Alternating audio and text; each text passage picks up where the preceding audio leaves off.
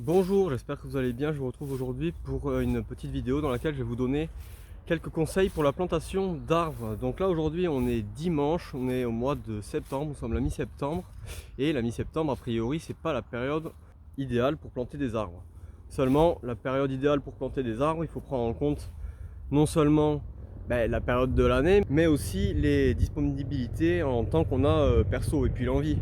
Par exemple, là, on est dimanche matin, je suis crevé parce que j'ai fait le marché hier et j'ai juste envie de poser le cerveau. Donc, j'avais envie de jardiner, j'ai des arbres à planter, donc pour moi, c'est le meilleur moment. Donc, comme on est mi-septembre, le fait est que je vais planter des arbres qui sont encore en végétation active et de fait, il y a plusieurs choses à savoir. Donc là, en fait, on est chez moi, on est dans mon jardin. Et là, on est devant mon petit massif mellifère. Je vais prendre du recul pour vous le montrer. Donc devant, il y a des fleurs vivaces.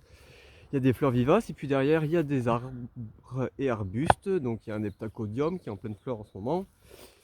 Il y a un heptacodium, il y a un gâtillier, et puis il y en a d'autres. Et puis bref, voilà. Donc j'avais envie de compléter ce massif avec d'autres arbres. Donc là, j'ai ce qui s'appelle un Aralia elata, angélique en arbre, que je viens de déplanter en fait, qui était initialement derrière le saule pleureur qu'on peut voir au fond, mais il végétait parce qu'il était à l'ombre et je pense qu'il avait trop de concurrence, simplement, que ce soit en termes de racines ou en termes de lumière, etc. Bref, il poussait mal, donc j'ai décidé de le planter là. Et comme je le disais, donc j'avais le temps, j'avais l'envie, donc je l'ai fait maintenant, même si c'est pas la période idéale. Donc ce qu'il faut faire quand on plante un arbre en septembre par exemple, ou peu importe le moment du moment qu'il est en végétation, ce qu'il faut faire, c'est que, étant donné que lorsqu'on le transplante et qu'on le déterre, on supprime une partie des racines, il faut également supprimer une partie du feuillage. Et vous voyez, là j'ai déjà arraché des racines, des feuilles pardon, et je vais en couper d'autres. C'est exactement comme le bouturage en fait, puisque on part d'un végétal pour lequel la capacité à prélever de l'eau est diminuée, puisque lorsque l'on parle d'une bouture, c'est juste une feuille et on veut qu'elle fasse des racines, feuilles ou branches. Et ici on parle d'un arbuste dont la grande partie des racines a été amputée.